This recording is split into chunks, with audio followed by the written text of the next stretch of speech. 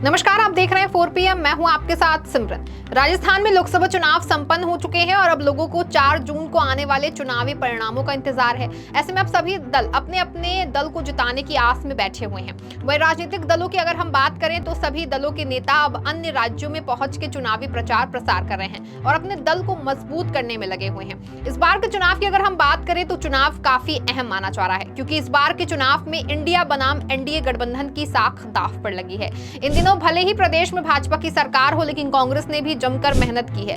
कांग्रेस का मानना है कि इस बार राजस्थान में पार्टी ज्यादा सीटें जीतेगी।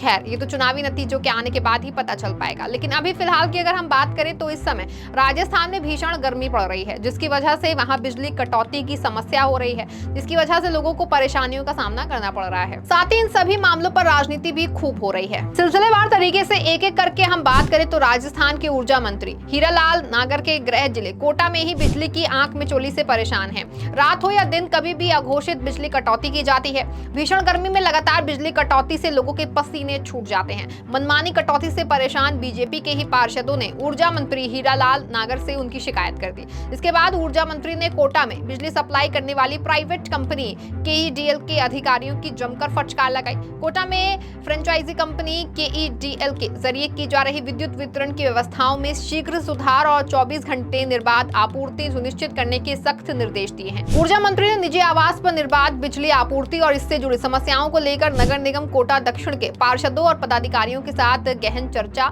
समीक्षा की। इसके बाद उन्होंने अतिरिक्त मुख्य सचिव ऊर्जा आलोक से दूरभाष पर चर्चा कर इस संबंध में दिशा निर्देश दिए। बैठक के दौरान पार्षद ने मंत्री हीरालाल नागर को कोटा शहर में उपभोक्ताओं की बिजली संबंधी समस्याओं से अवगत कराया। उनका कहना था कि विद्युत वितरण केईडीएल के स्तर पर इंफ्रास्ट्रक्चर के सुधार की आवश्यकता है। इस पर ऊर्जा मंत्री ने निर्देश दिए हैं कि केईडीएल द्वारा कोटा शहर के सभी 11 उपखंडों में एफआरटी की संख्या बढ़ाएं, जिससे कि ट्रिपिंग और बिजली संबंधी अन्य समस्याओं पर त्वरित एवं प्रभावी समाधान हो सके। ऊर्जा मंत्री ने कहा कि फ्रेंचाइजी कंपनी द्वारा बिजली उपभोक्ताओं की शिकायतों का उसी दिन आवश्यक रूप से निलंबन निरस्त किया जाए। शिकायत और उसके समाधान के संबंध में केईडीएल द्वारा की गई कार्रवाई की रिपोर्ट अगले दिन सुबह 11 बजे तक कोटा वृत्त के अधीक्षण अधिनियंत को उपलब्ध करानी होगी। इस दौरान बीजेपी पार्षदों ने ऊर्जा मंत्री हीरालाल नागर से नई मांग की, जिसमें कोटा शहर में सीसीआर की तर्ज पर कंट्रोल रूम उपलब्ध करवाने, फ्रेंचाइजी कंपनी की उच्च स्तरीय ऑडिट करवाने, व्यवस्थाओं में सुधार के लिए प्रत्येक फ्रेंचाइजी कंपनी के लिए जिलेवार अलग से अधिशासी अभियंता का पद स्वीकृत करने की मांग की। ऊर्जा मंत्री नागर ने कोटा शहर में केईडीएल की लापरवाही से उपभोक्ताओं को हो रही परेशानियों को लेकर फटकार लगाते हुए कहा, प्रसांगण निगम पर्याप्त मात्रा में केईडीएल को बिजली दे रहा है, फिर भी वितरण ठीक ढंग से नहीं हो रहा है। ऐसे में सरकार भले ही इन मामलों को लेकर मीटिंग कर रही हो, लेकिन विपक्ष इन्हें जमकर घेर रही है। राजस्थान में भीषण गर्मी की वजह से लोगों का हाल बेहाल हो रहा है। ऐसे में कई जगहों पर पानी की समस्या और अघोषित बिजली कटौती की समस्या लोगों को और ज्यादा परेशान कर रही है। वहीं राजस्थान के पूर्व सीएम अशोक गहलोत ने बढ़ते पारे के बीच आमजन और सरकार को सुझाव दिया है। पूर्व सीएम अशोक गहलोत ने सोशल मीडिया प्लेटफॉर्म एक्स पर ट्वीट करते हुए लिखा, मुझे ऐसा याद है कि 1990 के दशक में भी एक बार इसी तरह राजस्थान में कुछ जगह तापमान 50 डिग्री सेल्सियस के पार चला गया। तब भी हीट स्ट्रोक के कारण लोग हताहत हुए थे। अस्पतालों में हीट स्ट्रोक के इलाज के लिए बर्फ की सिल्लियां लगाई गई एवं हीट स्ट्रोक के वार्ड्स पर तापमान कम कर इलाज किया जा रहा था। उन्होंने लिखा कि राजस्थान में हीट स्ट्रोक से अभी तक 1 दर्जन से अधिक लोगों की जान जा चुकी है। आमजन से निवेदन है कि बेहद आवश्यक होने पर ही घर से बाहर निकले, ज्यादा से ज्यादा पानी पिएं, घर के बाहर पक्षियों एवं पशुओं के पीने के लिए भी पानी रखने का प्रयास करें।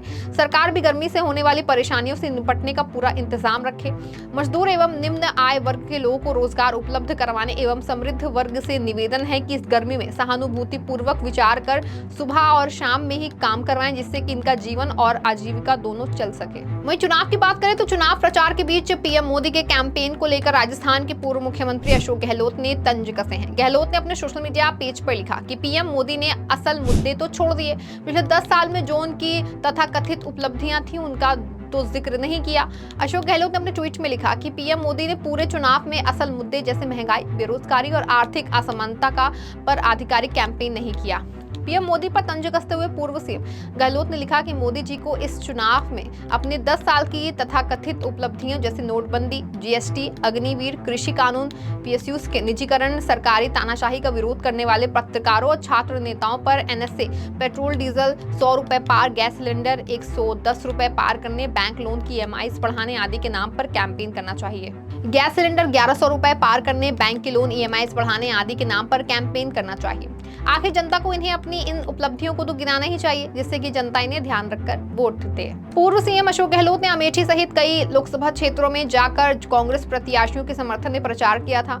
अपने संबोधन में गहलोत हमेशा कहते रहे हैं कि भाजपा के नेता जानबूझकर देश के मूल मुद्दों से ध्यान भटकाते रहे हैं। कभी हिंदुत्व, कभी राम मंदिर या कभी जाति और धर्म के नाम पर राजनीति करते हैं। गहलोत का कहना है कि पीएम मोदी ने देश की जनता से झूठ बोलकर सत्ता हासिल की। कभी देश के नागरिकों के खाते में 15-15 लाख रुपए ट्रांसफर करने, कभी किसानों को आय दोगुनी करने का वादा करने को किया, कभी हर साल 2 करोड़ रोजगार देने का, तो कभी महंगाई को कम करने का वादा किया। भाजपा का हर वादा हम एक चुनावी जुमला ही निकला है। सरकारी कर्मचारियों की क्षमता में विस्तार करने के लिए राजस्थान सरकार मिशन कर्मयोगी लागू करने जा रही है। ये योजना केंद्र सरकार की है, जिसे सितंबर 2020 में केंद्रीय कैबिनेट ने मंजूरी दी थी। इसमें कर्मचारियों की क्षमताओं का विस्तार करने के लिए उनके स्किल डेवलपमेंट के कोर्स चलाए जाते हैं। इसमें कर्मचारियों को ट्रेनिंग प्रदान की जाती है, ई लर्निंग कंटेंट प्रदान किया जाएगा। राजस्थान में विभागों को निर्देश दिए गए हैं कि मिशन कर्मयोगी ऑनलाइन प्लेटफॉर्म के जरिए कर्मचारियों को उनकी रुचि के अनुसार कोर्सेज में पंजीकरण करवाया जाए। इसमें कि कोर्स कंप्लीट करने वाले कर्मचारियों को सर्टिफिकेट भी प्रदान किया जाएगा। हालांकि योजना केंद्रीय कर्मचारियों के लिए लागू की गई थी, लेकिन इसके बाद कई राज्यों ने भी इसे अपनाना शुरू कर दिया। आज जिस तरह का सियासी माहौल राजस्थान में बना हुआ है, इससे एक बात तो तय है कि प्रदेश के लोगों को चुनावी परिणामों का इंतजार है। अब देखना ये होगा कि प्रदेश की जनता किसको चुनती है। प्रदेश में कुल 25 सीटों को लेकर चर्चा बनी हुई है। फिलहाल के इस खबर बस इतना ही। ऐसी तमाम राजनीतिक खबरों के लिए बने रहें और देखते रहें 4PM। धन्यवाद।